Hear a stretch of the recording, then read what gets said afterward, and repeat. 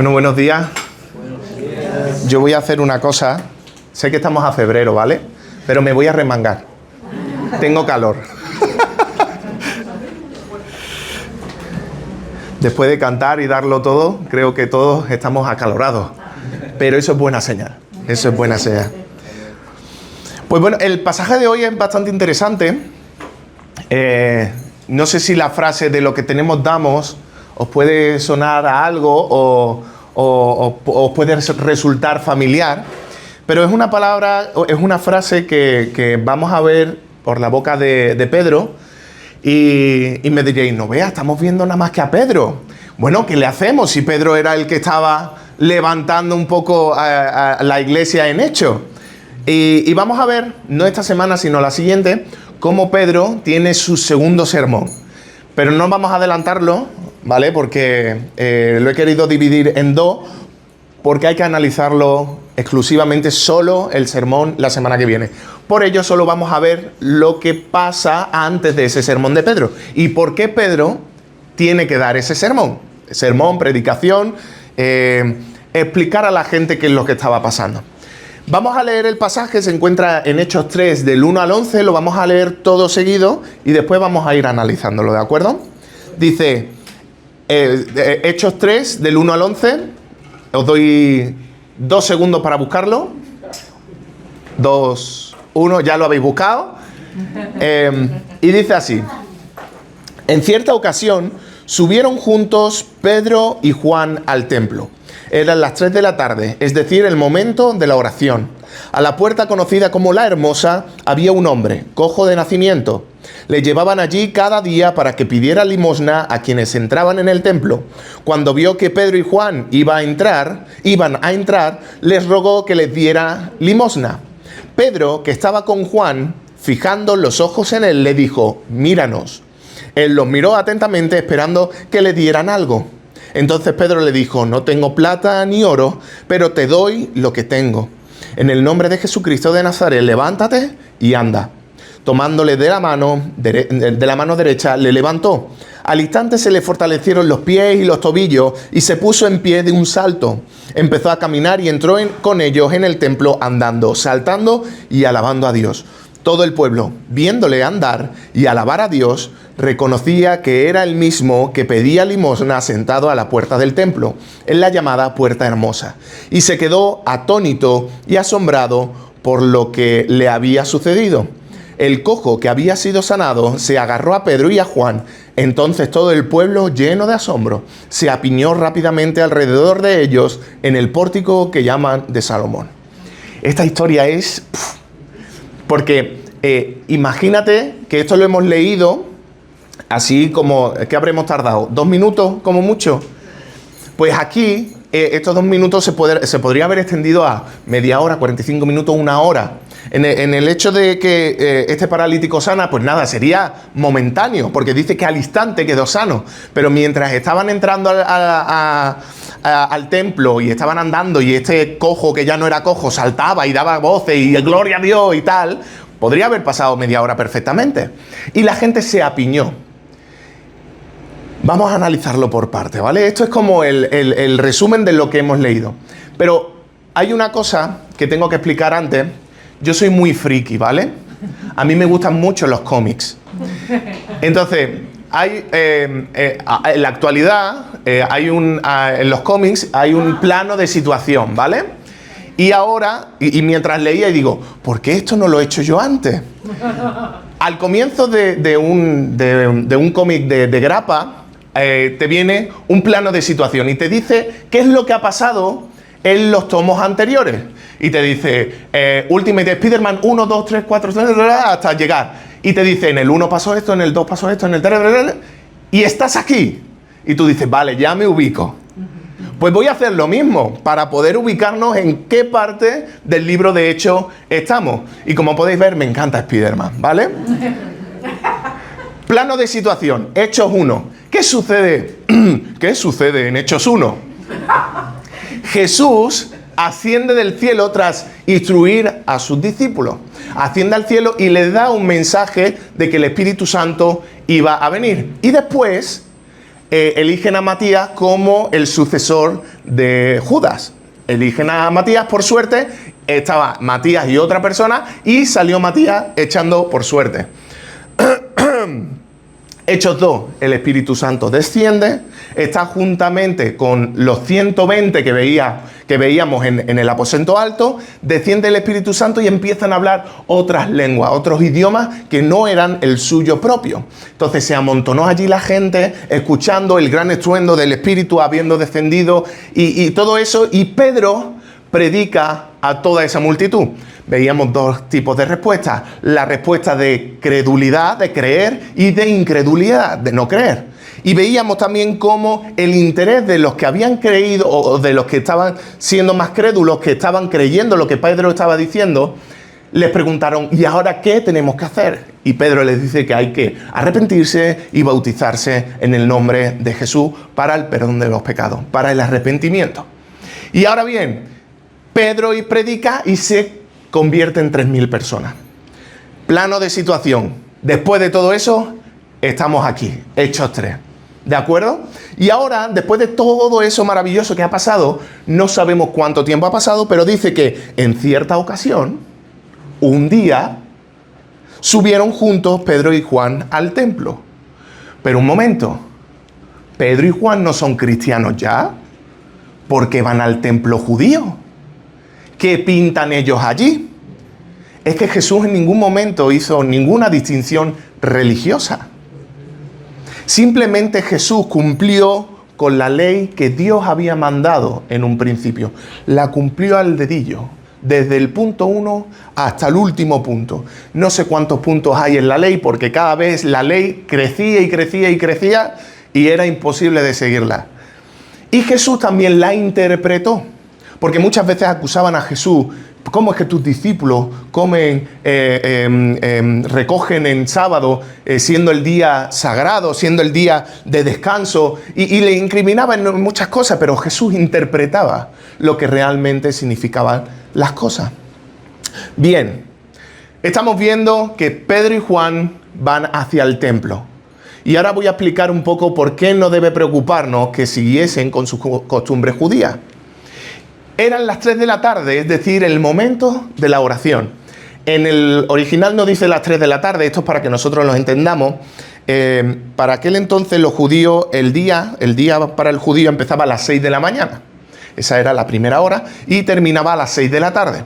Entonces, el día se dividía en 3 momentos de oración. El primero era a la hora tercera, el otro era a la hora sexta, y el otro a la hora novena, que es esta de aquí, a las 3 de la tarde. Si hacemos un poquito de matemática, lo sacamos. 6 de la mañana, 3 horas, 7, 8, 9. A las 9 de la mañana, 3 horas más, 10, 11, 12. 12 de la tarde. 3 horas más, 1, 2 y 3 de la tarde. ¿Vale? Esto se entiende, ¿verdad? Bien. ¿Por qué digo que no debe de preocuparnos que los judíos siguiesen las costumbres judías? Los seguidores de Jesús hicieran las costumbres judías, porque ellos se habían criado con todo lo que rodeaba la ley, con todo lo que rodeaba lo que nosotros conocemos como el Antiguo Testamento. Y muchas veces nosotros como creyentes rechazamos todo lo que tiene que ver con el judaísmo, con lo que ellos practicaban entonces. Entonces, ¿me tengo que hacer judío? No estoy diciendo eso, ¿vale? Simplemente no debemos de juzgar de que siguiesen con sus costumbres. ¿Es una mala práctica el ir al templo a orar? Todo lo contrario. ¿Es una mala práctica el comer el kosher? Es decir, comida apta. No. Después veremos cómo Pablo interpreta y dice que ya no debemos preocuparnos por lo que comer, porque todo ha sido consagrado para el Señor. El Señor nos ha dado ese alimento y no tenemos que preocuparnos. Pero vamos a centrarnos en lo que hay aquí. No es malo. Entonces, ¿cuál es el problema que nosotros muchas veces ponemos a los ojos de la Biblia? Que eran otros tiempos y lo que hacían era porque era en ese momento. Pero no hay ningún problema en que los discípulos, en este caso Pedro y Juan, subiesen al templo a orar. El templo judío era el mismo Dios. Lo que pasa que no, la mayoría de judíos de aquel entonces y en la actualidad no veían al Mesías, a Cristo, a Jesús como el Mesías esperado. Entonces, a la venida de Jesús cambia la forma de pensar, pero no debería cambiar tampoco las costumbres. Y si las cambiamos tampoco pasa nada.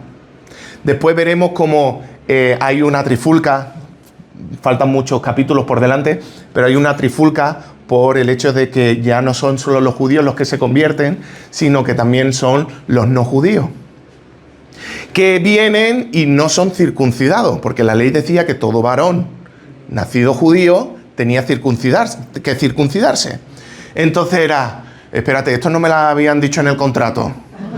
¿Cómo que me tengo que circuncidar?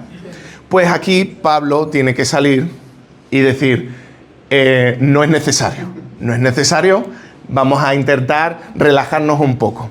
No esperamos que la gente que cree en Cristo se haga judío.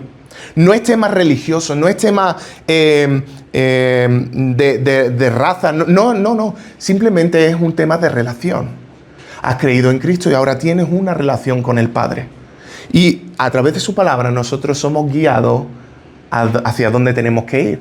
Y vemos como ya no es necesario ciertas cosas que hagamos ritualmente, porque ya Cristo hizo toda la ritualidad que debía hacerse.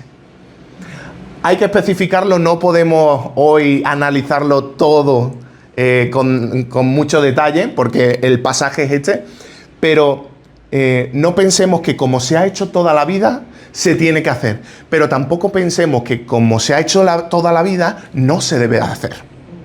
No sé si me he explicado bien con este aspecto, pero, por ejemplo, en la actualidad, los himnos son del siglo pasado, ya no se cantan himnos. ¿Cómo que no? Si ahí hay historia. Pero tampoco vamos a cantar solo himnos, porque la historia continúa, ¿vale? ¿Entendemos ese concepto?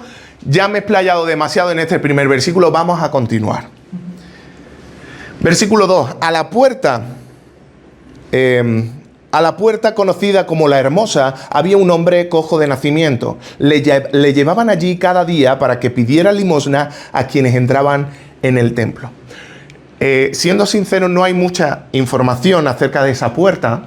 En hallazgos históricos se puede intuir qué puerta se estaba refiriendo, pero es que no es lo importante en este texto, ¿vale? Aunque aquí Lucas, el autor de Hechos, está dando detalles, lo está dando para el contemporáneo de aquel entonces, que el contemporáneo cuando estuviese leyendo, en este caso el primero era Teófilo. Recordamos al principio que tanto el Evangelio de Lucas como Hechos de los Apóstoles estaba escrita para un tal Teófilo, lo estuviese leyendo y estuviese identificándolo. Pero para hoy no es relevante conocer qué puerta era esa, simplemente estaba en esa puerta, era para reconocer en qué sitio estaba y que esa persona, ese hombre cojo, se situaba allí. Lo interesante no es la puerta, sino el cojo, que el cojo era cojo de nacimiento. Es decir, que ya había nacido con esa situación. No había conocido qué era caminar normalmente. No sabía lo que era eso. No sabía lo que era levantarse cada mañana con sus dos pies y alzar el paso. Esta mañana a mí me ha costado la vida levantarme y por muy bien que tenga las piernas yo iba ya tambaleándome por la mañana. Pues imaginaros este hombre. No conocía ni siquiera esa sensación. Este hombre desde que nació ya tenía ese problema. Y otra cosa interesante es que le llevaban allí, a esa puerta, para que pidiera limosna. El texto bíblico no lo dice, ¿vale? Pero probablemente fuese la familia quien lo llevase a la puerta. ¿Por qué digo que probablemente fuese la familia? Porque en aquel entonces la situación, vamos a decir, la situación económica de aquel entonces era compleja, ¿vale? Y me dirán, sí, hoy también, pero no tanto como antes. Era tan difícil que sobre todo los varones, el niño que ya pasaba a ser hombre con 13, 14 años, ya lo ponían a trabajar, porque era necesario que entrase dinero o alimento a la familia. Entonces, este hombre, que fue cojo de nacimiento, por muy hombre que se hiciese, cuando cumpliese la edad, no podía aportar a la familia. Entonces, probablemente la familia lo llevaría al templo, que por lo menos pidiese limosna. No sabemos cómo sería esa familia, si sería misericordiosa o no, pero a lo mejor lo llevaban y creían que ya era suficiente. Lo estoy llevando y que con el dinero que pille, que se alimente él. O realmente una familia que se preocupa por su hijo, que se preocupa por el familiar que sea, lo lleva y ese poquito dinero de limosna, pues por lo menos está ayudando a la economía del hogar.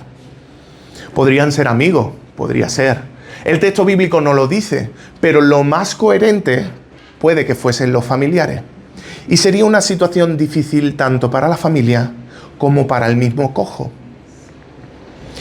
Le llevaban allí cada día, todos los días del año, para que pidiera limosna a quienes estaban entrando en el templo.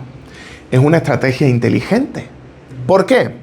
Porque en la ley no te obligaba como tal, en cierto modo sí, pero sí que te animaba a que al necesitado, al pobre, se le ayudase.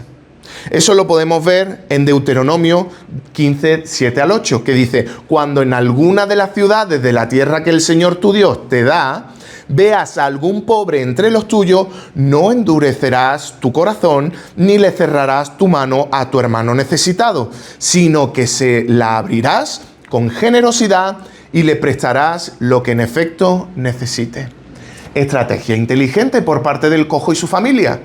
Gente religiosa que va al templo quiere decir que se ha leído bien la ley. Quiere decir que me va a dar limosna. ¿Es inteligente? Sí. El pobre es cojo, pero es inteligente. Entonces, tanto la familia como él esperaban que cada día la gente que realmente era devota le hubiese dado la limosna necesaria para vivir ese día. Pasamos al siguiente versículo y he de confesar, son poquitos versículos y me encanta porque me puedo explayar más con cada versículo. Es como mejor se le puede sacar jugo a la palabra, meditando versículo a versículo.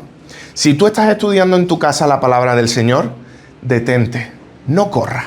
Porque tú te puedes leer el Pentateuco en 2 días, pero te va a enterar de 0 a la mitad.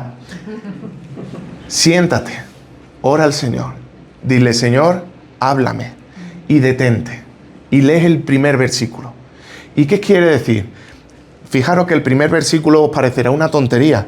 Pedro y Juan están subiendo al templo y el día en la hora de las 3 de la tarde. Bueno, pues lo paso, pero si lo detenemos entendemos que el judío tenía esos 3 momentos de oración, la importancia que se le daba a la oración. Vemos que Pedro y Juan todavía siguen yendo al templo porque quieren llegar a mostrar al Mesías, a Cristo, a aquellos que todavía de su propio pueblo no habían entendido quién era Él. Y todo eso lo sacamos meditando, parándonos, viendo y analizando y escuchando lo que el Señor quiere decirnos. Después de este paréntesis, animándoos a leer la Biblia con tranquilidad, seguimos. Y vemos aquí que vemos 2 rutinas diferentes. La primera es la de Pedro y Juan, que van a orar al templo. Y la segunda, ese hombre cojo, que todos los días va al templo y no es para orar, sino para pedir limosna. Nos quedamos con esas 2 situaciones, ¿de acuerdo? Y dice el versículo 3, cuando vio que Pedro y Juan iban a entrar, le rogó que le dieran limosna.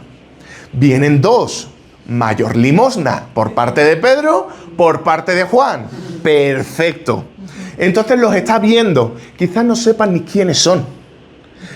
Lo que debemos quedarnos es que el cojo estaba esperando una respuesta, pero va a recibir otra totalmente diferente. La primera respuesta que él está deseando es doble limosna. 2 que entran al templo tienen pinta de ser religiosos, tienen pinta de que realmente se han leído la Torá y la practican a rajatabla. Esta gente me va a dar una buena limosna. Y claro, más se emociona cuando dice Pedro, que estaba con Juan, fijando los ojos en él, le dijo, míranos. ¿Me va a dar una limosna? No, me va a dar un sueldo de una semana entera. Él los miró atentamente esperando que le diera algo. ¿Qué esperaba el cojo? Pues que en una semana entera ya no tuviese que pedir más.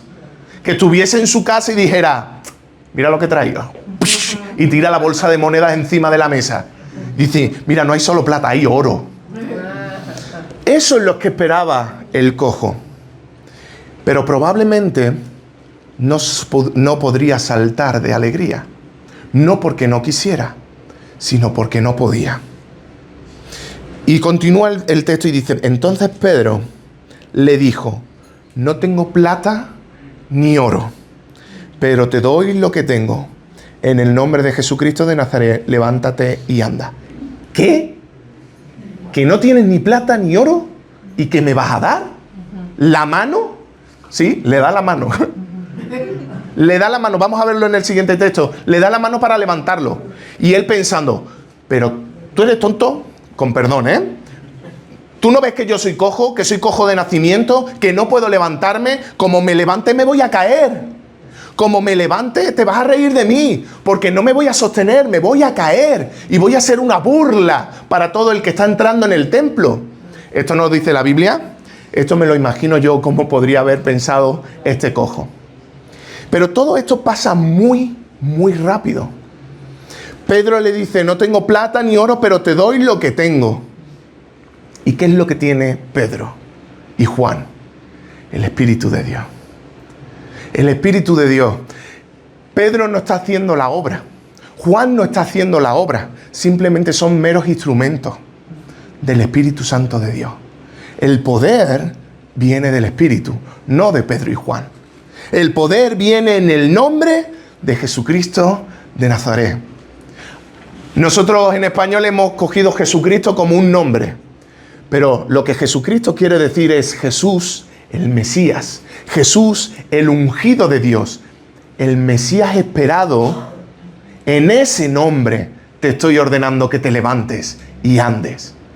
No porque yo te lo diga. El encuentro inesperado para este hombre cojo. Primero está pidiendo esa limosna. Espera ese sueldo de esa semana entera con esa mirada de Pedro. No sé cómo sería esa mirada, pero mucho le tuvo que ilusionar al cojo. Y después ese ofrecimiento sorpresa, que no tenía ni oro ni plata, pero le daba lo que tenía. Y continuando, dice, tomándole de la mano, Pedro, de la mano derecha le levantó. Y todo esto que está sucediendo mientras lo está levantando pasa en ese momento. Al instante, mientras se estaba levantando, se le fortalecieron los pies y los tobillos. Y se puso en pie de un salto. Voy a pedir ayuda. ¿Cómo estás para saltar, Steve? ¿Cómo estás para saltar? Pues ayer ha sido difícil. Mejor pido a Emanuel, ¿no? Sí, mamá. Sí, Emanuel. Bueno, Emanuel evidentemente tiene bien las piernas, está fuerte. Si te puedes sentar en el suelo.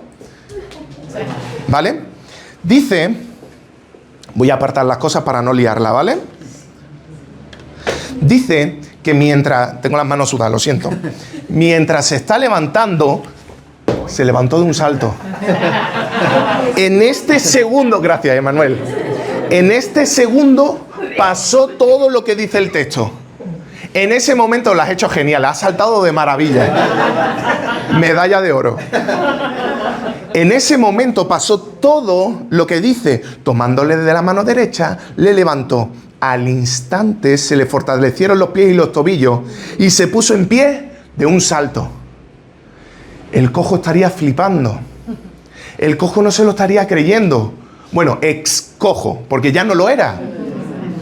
Estaría alucinando ese hombre que se ha levantado de un salto y no me caigo. Y no me tiemblan las rodillas. Esa sensación, no sé si vemos la magnitud, nunca en su vida la había experimentado. Nunca se había puesto de pie y no se hubiese caído. Nunca. Nunca se hubiera mantenido firme. Las rodillas no le temblaban. En ese segundo, el Espíritu Santo de Dios había hecho la obra en su vida. En ese segundo. ¿Y qué es lo que actúa? ¿Cómo actúa este hombre? Empezó a caminar y entró con ellos, con Pedro y Juan, en el templo, andando, saltando y alabando a Dios. Primero estaba probando los pasitos, ¿no? ¿Vale? Derecho, izquierdo, voy bien, y no lo dice, pero a lo mejor se puso a correr. Vamos a probar. Y empieza a saltar. Imaginaros que ahora de repente entran dos hombres, Pedro y Juan, con una persona que sabíamos que era coja y que está saltando y empieza a saltar por aquí, se mete por ahí y salta tanto que pasa por el otro lado y viene por aquí y da gloria a Dios. Gloria a Dios, porque ya puedo andar. Ahora el hombre estaría analizando quién era ese Jesús de Nazaret. Quizás no lo estaba entendiendo. Lo que estaba entendiendo es que algo milagroso ha pasado. Y si algo milagroso ha pasado es porque viene directamente de Dios. Ese hombre cojo estaba intuyendo, por eso ahora entra al templo, probablemente también para orar junto a Pedro y Juan, dando gracias a Dios, porque Él ha sido el que le ha sanado. No Pedro, no Juan, no las palabras de Pedro, sino porque es en el nombre de Jesús, el Mesías, el ungido de Dios. Es por Él y solamente por Él. La gente que cómo reacciona, pues se sorprende, se maravilla y dice todo el pueblo, bueno, esto es un poco resumen de todo lo que hemos visto, ¿vale? El pueblo, todo el pueblo, viéndole andar y alabar a Dios, reconocía que era el mismo que pedía limosna sentado a la puerta del templo, en la llamada Puerta Hermosa, y se quedó atónito y asombrado por lo que le había sucedido. El pueblo reconoció a ese hombre. El pueblo supo quién era ese hombre. ¿Por qué lo reconoció tan fácilmente? Si era cojo y ahora lo están viendo andando y saltando y dar gloria a Dios. Quizás nunca en la vida los que entraban al templo lo hubiesen visto alegre. ¿Quién iba a estar alegre estando todos los días pidiendo limosna? Pero lo reconocieron. Intuimos de todo el tiempo que habría estado en aquella puerta. Tenemos todos un pasado. Tenemos todos una historia. Y la gente nos reconoce por nuestro pasado. Pero cuando Dios hace la obra en nosotros, cuando Cristo entra a morar en nuestra vida, la gente se da cuenta que hay algo diferente. ¿Tú no eras el cojo que estaba en la puerta del templo? ¿Tú no eras el ladrón que estaba en el Mercadona robando? ¿Tú no eras el que estaba constantemente mintiendo para beneficio propio? ¿Tú no eras el que se emborrachaba a la puerta del local cual a las 3 de la tarde? ¿Tú no eras el que iba al Carrefour a comprarse cerveza simplemente para emborracharse y que le diese igual todo? Y puedo poner ejemplos y ejemplos y ejemplos que podemos vivir en nuestra sociedad actual.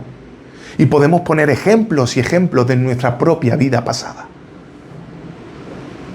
Pero cuando Cristo obra, cuando conocemos a Cristo, ya no somos la misma persona. Y la gente se da cuenta. Y la gente nos ve y nos dice, tú ya no eres el mismo Isaac. Tú ya no eres la misma Edel, no eres la misma Miriam, ya no eres la misma Michelle. No sois los mismos. ¿Qué ha cambiado? Y Pedro aprovecha la oportunidad. No vamos a ver la oportunidad que aprovecha Pedro, pero sí vamos a ver cómo el cojo que había sido sanado se agarró a Pedro y a Juan. No sabemos por qué se agarró, no era porque se estaba cayendo, tenía los pies fuertes. Probablemente se estaba agarrando porque quería saber cómo había sido eso posible. Vimos la respuesta en el capítulo 2 de Hechos. ¿Qué debemos hacer ahora?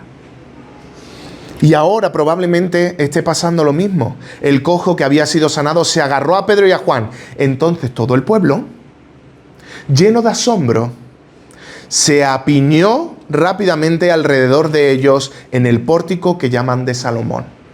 Me encanta esa palabra de apiñar. Una piña está compresa, está... Y si tú quieres quitar un de estos, es como que no puedes. Porque está tan apretado que es imposible sacarlo. Pues la gente se apiñó para saber cómo ese hombre que era cojo ahora anda. Cómo ahora salta. Cómo ahora es alegre.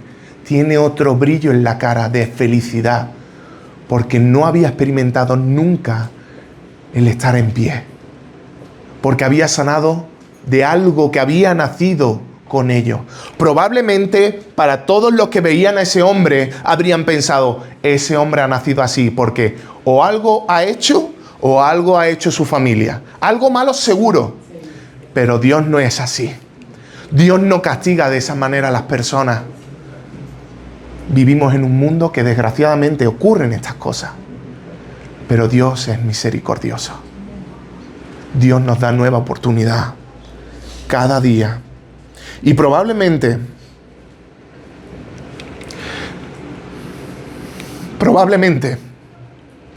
Dios estuviese con ese cojo todos los días que estaba en ese pórtico,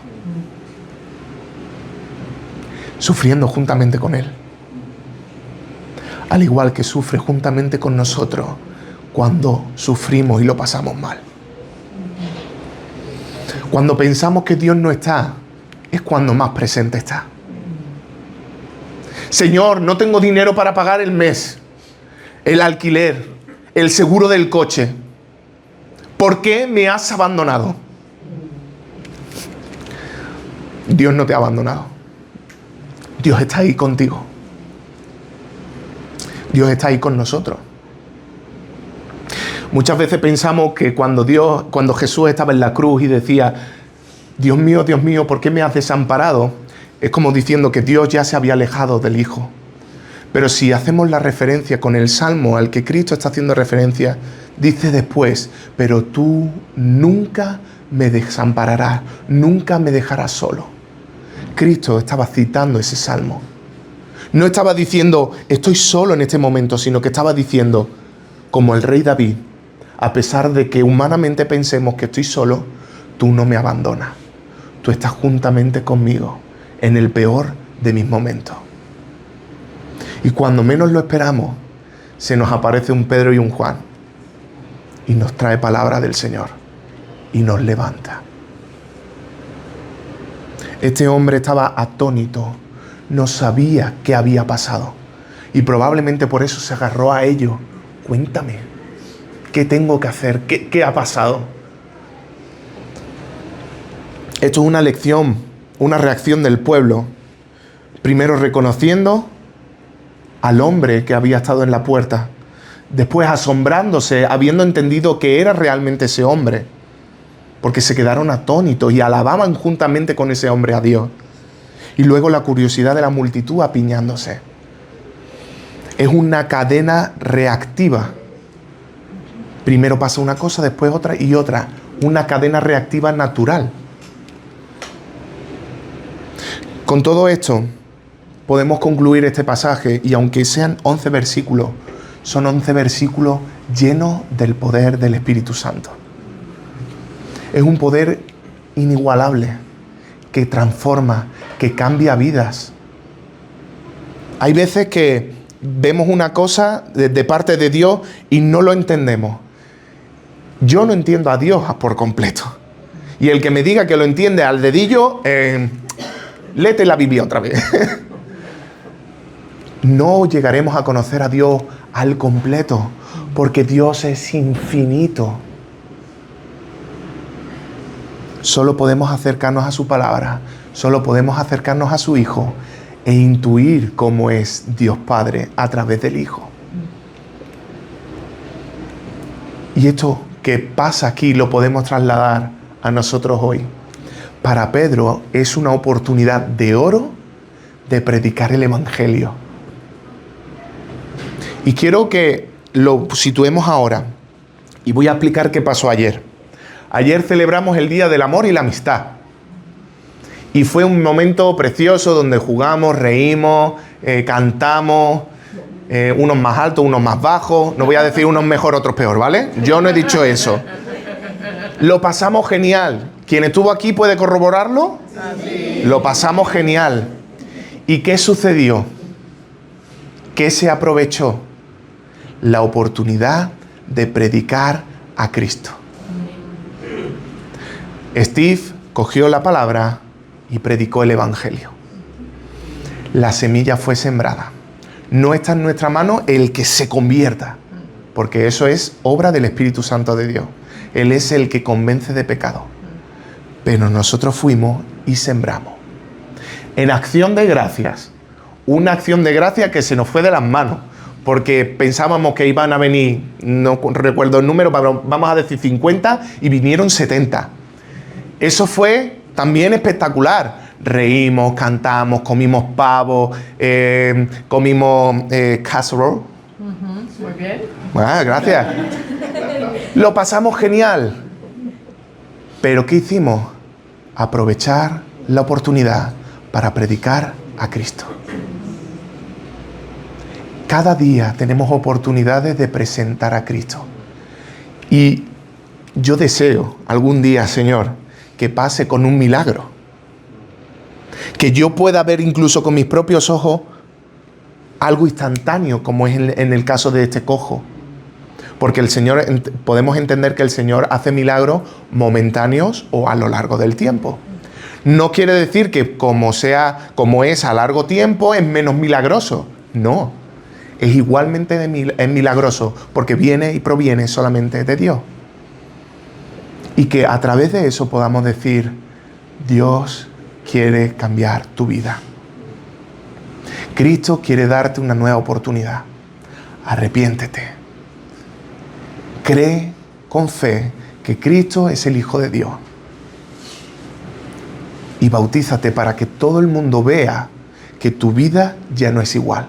Que te has sepultado juntamente con Cristo. Y al igual que Cristo murió, también resucitó y resucitaremos con Él. Esto es el poder del Evangelio. Esto es predicar el Evangelio a todas las naciones. En lo que el griego quiere decir es mientras vais, porque en español es id, imperativo, pero el griego tiene un sentido más de continuidad. Mientras vais, predicad el Evangelio. Mientras voy al Carrefour, mientras voy al metro, mientras voy a renovar el bono de Movistar, da igual lo que hagamos, el Señor va a ponernos oportunidades. Y quizás no tengamos que decirle claramente el ABC del Evangelio, pero sí mostrarnos a esa persona y que vea algo diferente en nosotros, para que el interés crezca y puedan preguntarnos, ¿qué puedo hacer para conocer al mismo Cristo que tú has conocido? En nuestra vida está la misión de plantar la semilla y es el Espíritu Santo el que hace germinarla. Es el Espíritu Santo el que hace que seamos conocedores de ese pecado. Pero la semilla puede caer en buena tierra o en mala. Depende del corazón de cada uno. La decisión de cada uno. Podríamos decir que la lección de hoy en todo esto es que el poder no viene del ser humano, sino solo en el nombre de Jesús. También que las oportunidades para compartir están todos los días de nuestra vida. Solo tenemos que estar atentos a las oportunidades.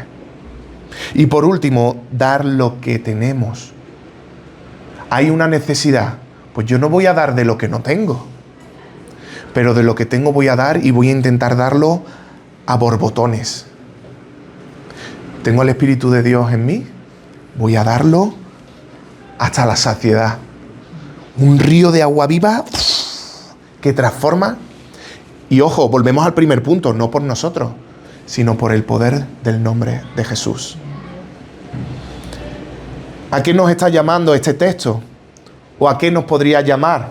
A la acción, a actuar, a estar dispuestos. Porque claro, se me puede presentar la oportunidad, pero no quiero aprovecharla.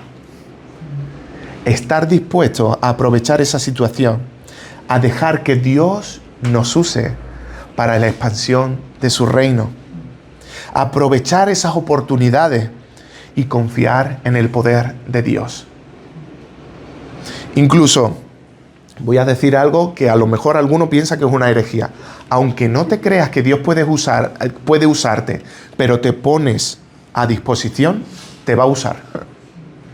Aunque tú no te lo creas, pero si te pones a disposición, te va a usar. Te lo digo porque me ha pasado a mí. Y creo que a muchos de nosotros. Y decir, Señor, ¿cómo es posible que me hayas usado sabiendo cómo soy? Este tiempo es para reflexionar, pensar. Antes de ver el sermón de Pedro, ya vamos pensando en todo esto y pidiéndole al Señor, por favor, úsanos. Porque quizás no tengamos plata ni oro, pero damos de lo que sí tenemos. En el nombre de Jesucristo de Nazaret, alcanzaremos España para Cristo. Amén.